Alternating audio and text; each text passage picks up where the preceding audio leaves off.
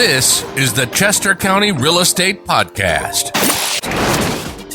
I'm your host, Sean Dominski, and today I am speaking with Ed Fordyce. Ed is a trainer, speaker, and founder of the Inspire Tribe, whose mission is to inspire people to wake up excited, go to bed fulfilled, and live their dreams in between. He's been in the real estate industry working with agents since 2004. Having personally recruited and trained over 1,000 agents, he currently coaches and mentors producers with an average version of $40 million.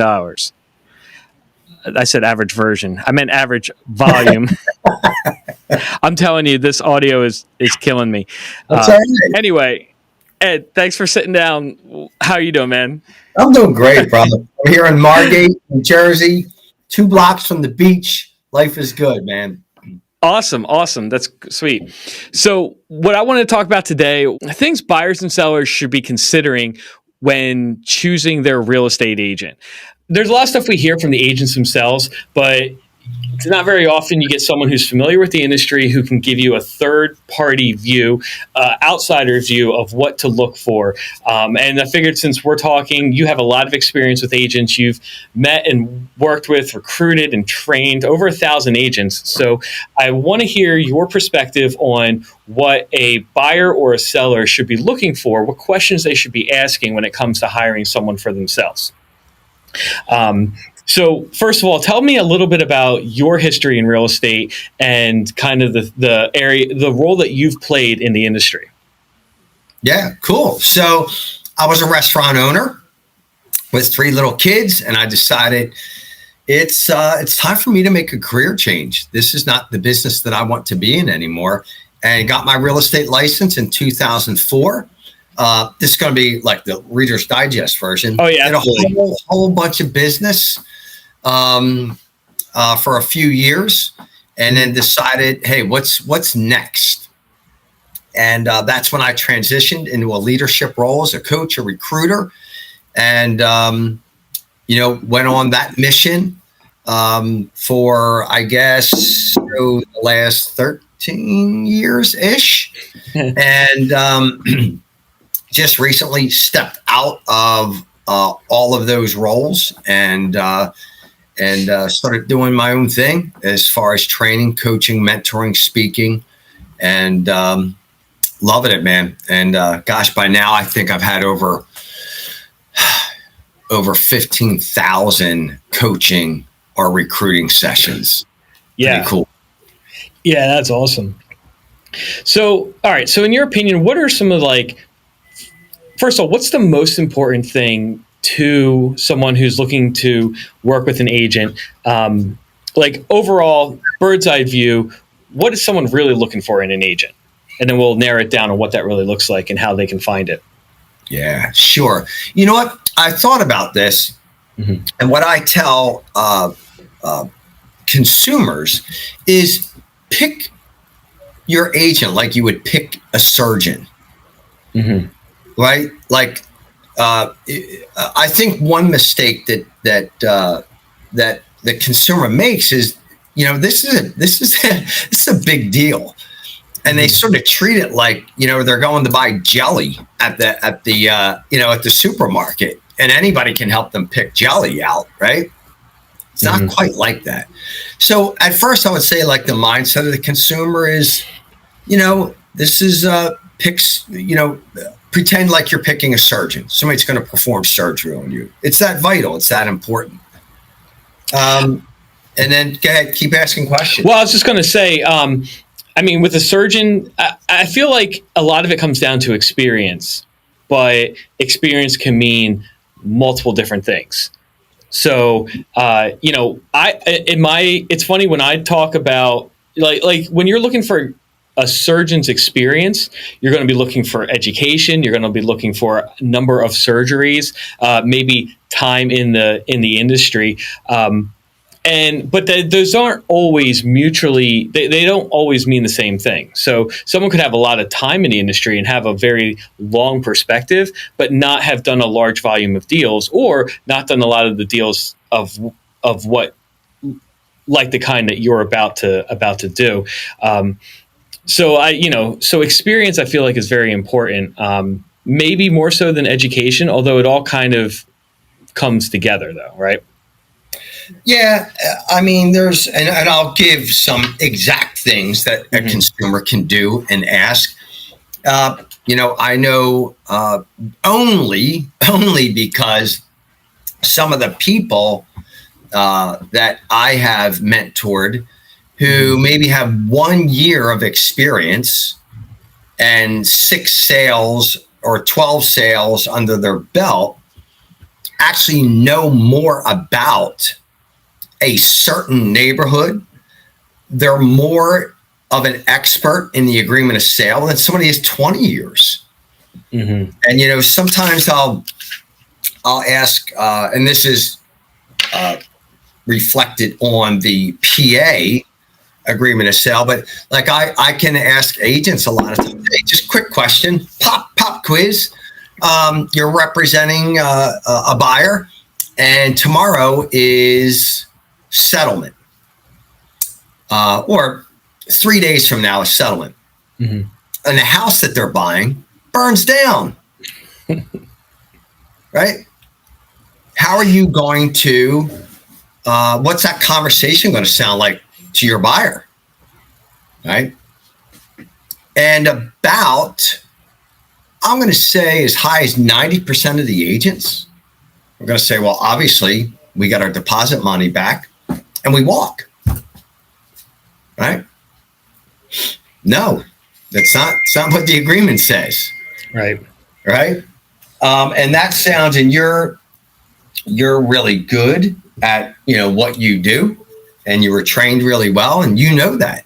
But believe it or not, like 80% of the agents have no clue. Right. Now, of course, the best thing that an agent could always say is let's look at the agreement of sale, see what it says. But just off the top of, experience, it's nice to have it, but it's not always great. Yeah. That's really funny because I can't help but wonder what would I say in that situation.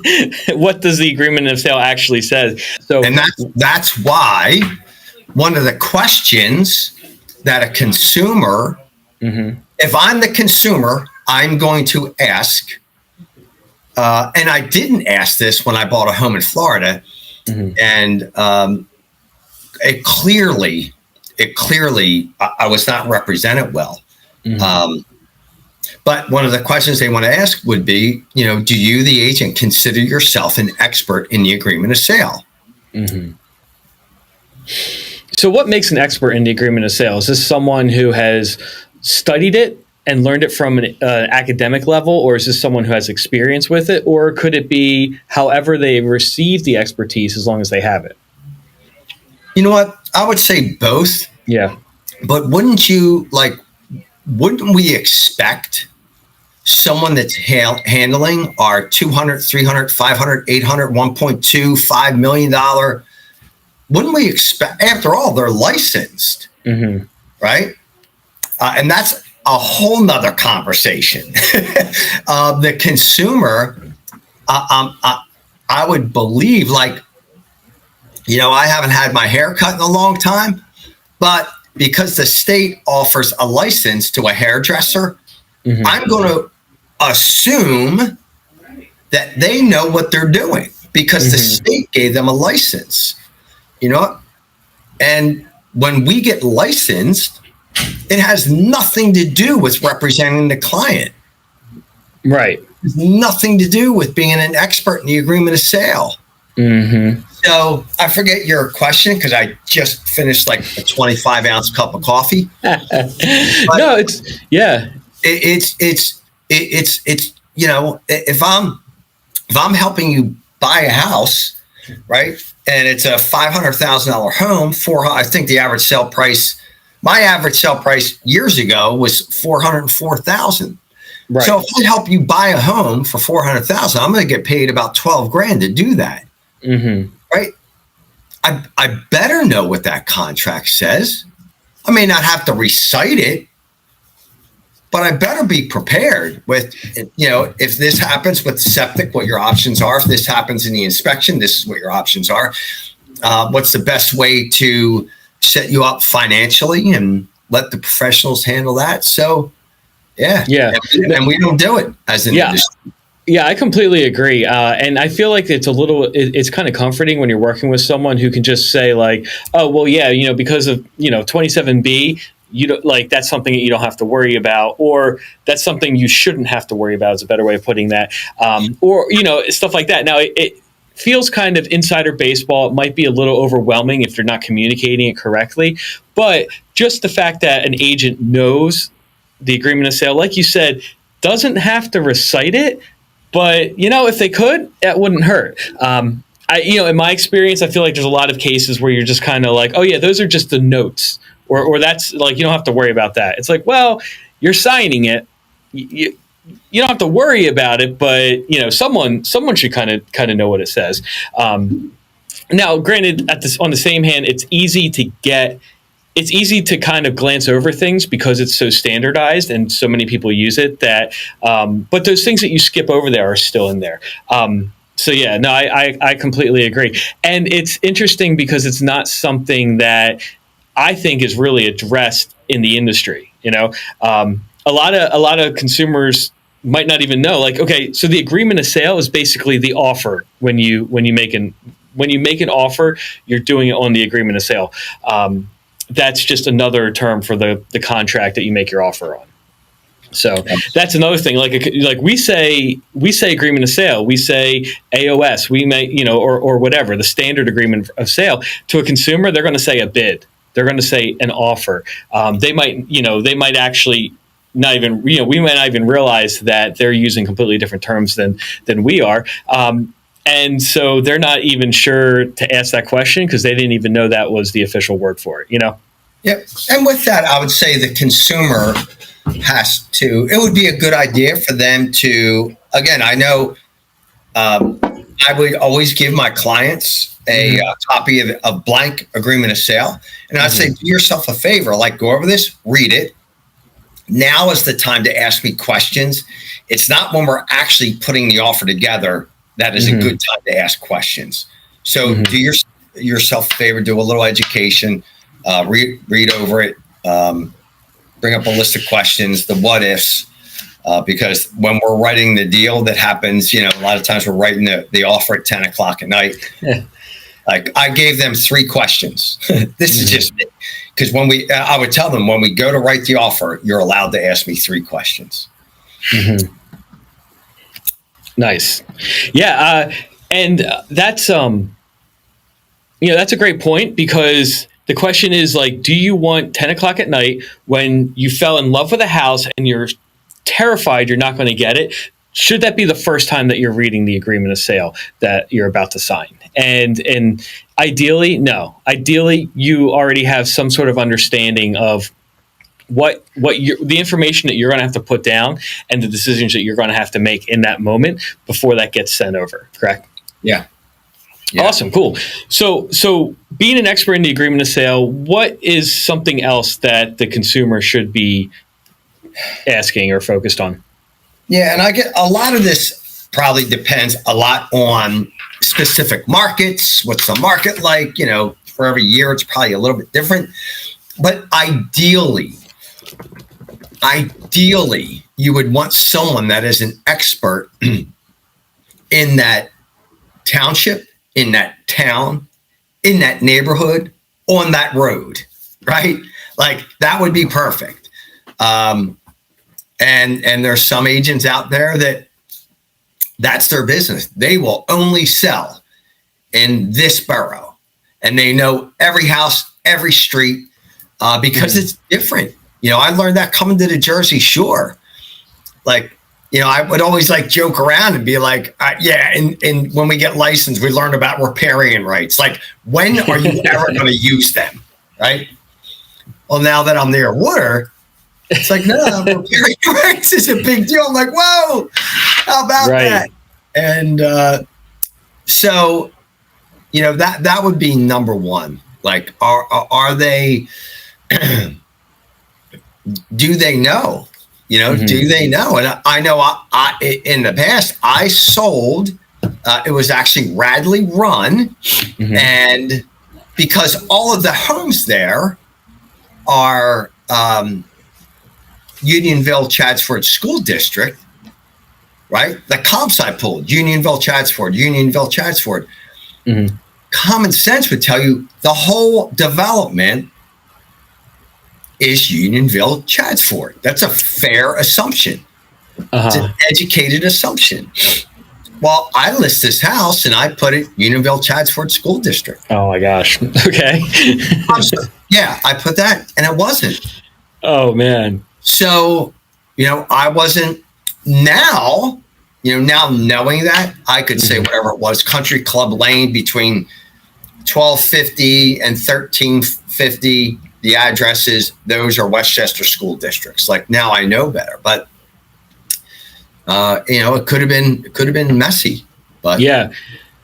So you don't have to give me too many details, but were you able to adjust your mistake before it got too out of hand? Well, what happened was the buyer. It's like, well, we could care less. We don't care. We actually are buying this house as a midway point for our kids. We have kids that live in New York and we have kids that live in North Carolina. Mm-hmm. This is a midway point. That's the only reason why we're buying this $600,000 home. God, somebody watches over me, man. Oh yeah, I was going to say, man, that's a little bit more than luck, because I'm pretty sure that if someone made an offer based off of a specific school district, you would have spent a good time in court. Yeah. Yeah. And honestly, it sounds crazy, but that's not even the first time I've heard that story. I was actually talking to my neighbor, and he told me, he's like, yeah, when we moved into this house, we thought we were in a different school district. And I didn't, he just moved in. I didn't want to embarrass him. So I didn't really push it too hard, but I was just kind of like, who the heck was your real estate agent? Like I was thinking, like, that's basically malpractice. If a client doesn't even, if they're under the impression they're in a different school district, I'm sorry, but that there has to be some sort of responsibility on the agent there. Like, that is just so basic there, for like a buyer's agent, especially. Now, obviously, the other thing to note is that it's still on the buyer. I say that, but if you sign that contract, you're responsible for everything that's on that contract, not the real estate agent who handed it to you. I mean, as far as I know, I'm not a lawyer. This isn't legal advice, but just in general, if you sign something, make sure you know what you're signing. Yeah. Not legal advice. Just saying that. So, but yeah. So, I mean, it does sound good. Now, honestly, like, you don't need someone who lives in the actual neighborhood that you're buying or in the neighborhood that you're selling, but you should have someone who knows the area and the type of house that and transaction that you're dealing with, right? 1,000%. Awesome. So, all right. So, what else would be a good, a thing to check, to look? You're looking at their resume, you're looking at their marketing materials, or you're asking them directly in person. What would be another thing they should be thinking about? Yeah, I would say definitely ask them for 10 references, and then just maybe pick 3. Mm-hmm. And call those buyers or sellers, and just ask them, hey, what did you like most about working with Ed? How was his communication? Was he responsive? Was there anything you didn't like about his style? Mm-hmm. And then, one that'll get you pretty close to the truth is on a scale of 1 to 10, 7 not being an option. How highly, where would you say you would highly recommend him? What's the number you would choose there? Mm-hmm. Or rate him as a professional? Yeah. How would you rate your satisfaction with him or so? Mm-hmm. Yeah. Yeah. That's known as a net promoter score. Very common indicator, question that people ask. Yeah. Now, and then I would also ask, I think what's really important, I actually just did this with a client of mine. Yeah. What I do with, not all of my clients are real estate people, but a big portion of them are. Mm-hmm. And they always like to hone their skills. This agent happened to have, is a very good producer. He does 12 million.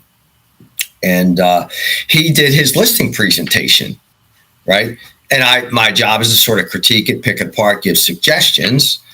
And I said, like, one of the things was, like, you didn't really wow me. Like, you're not any different than Joe Schmo or Sally Smith. Like, So the question would be, what makes you different?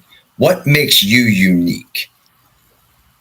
Or what makes the agent unique? What sets them apart strategy wise, not sales wise? I don't care if you sold 7 billion homes, right? I mean, I would like to see a real estate agent sell at least 20 homes a year. Like, and I'll go back to, would you hire a heart surgeon that only did 3 operations this year? No, it's probably not a good idea. Just my opinion. But no, I really like that. Yeah. And then the last thing would be like the contract length. And again, this is market specific as well as maybe product specific. So if I'm listing your $10 million mansion, that's a lot different than a $250,000 home. A $250,000 home, I don't know. Depending on the market, contract length, maybe a month to month. $10 million mansion with all the marketing that's going to go into that thing, I would probably say expect as a consumer no less than a year. But with a $250,000 home, like, I wouldn't sign anything right now for more than. In fact, I might not even do a month. Right. Well, yeah. In this market. Yeah. Well, I mean, I kind of feel like, a month is basically a year in this market. So if it's been sitting on the market for a month and the price hasn't been reduced, then it's basically a stale listing. If it's been 3 months, it's the equivalent of being on the market for 3 years, in a previous market. Real quick, going back to what you were saying about asking them what makes them different. If you don't mind sharing, can you give any examples of things that you've heard agents say and ways that you've seen agents answer that question? Yeah. So for me, it was very simple. I'm an expert in the agreement of sale. That's the document that's going to get you paid at settlement. Ask me any question you want. I have other agents that I coach that their thing is absolutely, let me show you my photography. Here is a regular listing, same street. Here's my listing, same street. See how it pops out? The quality, that's something that's so overlooked, and like a lot of agents are just really lazy with it, man. Right? But it's really important. So, well, real quick, right there, some of that I also feel like there's like a form of like trauma from 2008 in that market. And you get some of these agents who've been around for a while, which is great. They have some experience, but they're also their heads in this like, well, I can't invest my time and energy into this listing because, what if it doesn't sell? And if that's holding them back, that's going to hurt you as a seller. Yeah. Sorry, I didn't mean to cut you off there. No, their social media presence. Yeah. Do they do video? I mean, God, I could go on and on and on, but I think, put it this way. If I'm a consumer and I ask an agent, tell me what makes you different, what separates you from the rest of the 5,000 agents in and around Chester County. By the way, it might not be a bad idea to ask them if they're full-time. I'll throw that in there. Are they a full-time agent or, nothing wrong with it. We all start where we start. Right. But, do you work at, the Giant pushing carts during the day and then you're selling my home at night where you can't there's nothing wrong with pushing carts, but if you can't answer calls during the day, yeah, I don't know that I want you selling my house, man. Yeah. What's your availability, or even if it's like, even if you don't want to say like, are you part time, or are you full time, because that's a little too confrontational. But just saying like, what is your availability during the day? If there is something that comes up, you don't want to be halfway through the process and find out, oh, they can't answer the phone between 9 and 5 because they have another job. So. Yep, but if you ask your agent or an agent that, if I'm a consumer and I ask an agent, what separates you from the rest? What makes you different? And they can't answer that, probably want to move on. Right. Now, the other question kind of related to that is like, how much effort do you feel like someone should put into this decision compared to how much you see people actually doing it, actually putting forth that effort? Because you're putting out some great ideas. There's part of me that's thinking like, yeah, but who's really going to do that? Well, I think if they have the right questions to ask, like, I remember a while ago, I forget what engine work we were having done, but Maria was like, hey, do you think you should watch the mechanic work on the car? And I'm like, why? Like, I have no clue. I don't even know where the spark plug is. I know how to change the oil if I had to. Yeah. That's about it. So, some of these savvy, I laugh at how goofy the interviews are. We're going to interview 5 real estate agents. Really? Why? What are you going to ask them? Like, right. So I would say, those, just ask some relevant questions. And to me, it's cool to see their marketing.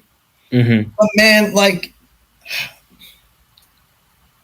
I'm fairly certain that marketing's cool, but if I'm being brutally honest to a consumer, especially right now in this market, and it's going to change, and it's already changing, so hold on tight. I'm getting flashbacks to 2006 right now. Mm-hmm. The MLS sells your house. Right? Mm-hmm. The marketing, that's cool. More exposure. Yeah. Oh, that's great. For the most part, another agent's going to see it who has a buyer or vice versa. And, and I would say like there's, and I'll just throw this out there. If anybody watching this, like, has questions, they could call you or me. Right. But I'm not really I'm not affiliated with any real estate company. So I just helped the person down here at the shore get their house sold. I didn't sell it, but I hooked them up with, a great agent in this area. And I know agents in every nook and cranny of these states. So you might want to, talk to other professionals too. Right. Yeah. So, well, that's another thing too. Agents are probably more than willing to show you to give you their vendor list, so you can talk to the mortgage people that they're going to recommend, the title company they recommend, the home inspectors they recommend. Now, at a certain point, you're in the middle of a deal. You're not going to be interviewing 4 different home inspectors, but it's good to see that ahead of time and kind of get an idea of who they work with and who they recommend, and kind of maybe get their impression of the agent as well. Yep. Yep. And something too, Sean, like, I don't know that we can actually help a consumer figure this out. Mm-hmm.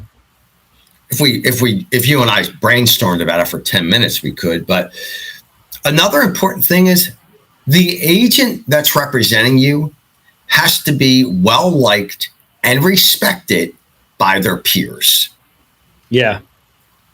There's agents that I coach that I talk to other agents and are like, oh my gosh, you coach him? Oh, he is such a joy to work with. I love selling his listings, or I love when he brings me a buyer. Mm-hmm. Right. Mm-hmm. So. And that kind of goes back to like, if you're not getting a good feeling, then there's a chance that the marketplace is also going to get that feeling too. So, Now, granted, it's not foolproof. It's like a lead that you follow up on type of thing. But, trust, there's something to be said about trusting your gut as well. Yeah. So, yeah, really appreciate that. Sure. All right, Ed. Well, that's really good. I hope that helps some people. And really, my goal is to kind of provide some clarity. And honestly, like, there's a million different viewpoints on this. So what we're saying isn't necessarily the absolute truth and the only things that you need to worry about. We're just giving you some things to kind of consider as you're thinking about buying or selling your home, and just some things to keep in mind. So, real quick, what's the best way for people to get a hold of you? Where can they find more of you? Yep. Either edfordyce.com or email me, theinspiredtribe@gmail.com, or call me, text me, 610-246-6852, or call you and then, I'll put that. Yeah, I can definitely put you guys in touch with Ed. Just hit us up on acerealtypa.com/podcast, and I'll see you guys there. Awesome. Thanks, Ed. Thanks for listening. This has been the Chester County Real Estate Podcast, brought to you by RE/MAX Ace Realty, serving buyers and sellers in the Chester County area. Subscribe for new episodes at acerealtypa.com/podcast. And you can find us on Facebook, YouTube, and wherever podcasts are found. This episode is brought to you by RE/MAX Ace Realty in Downingtown, PA. Whether you're looking to buy or sell a home, we have a real estate expert for you. Search for homes or contact an agent at acerealtypa.com.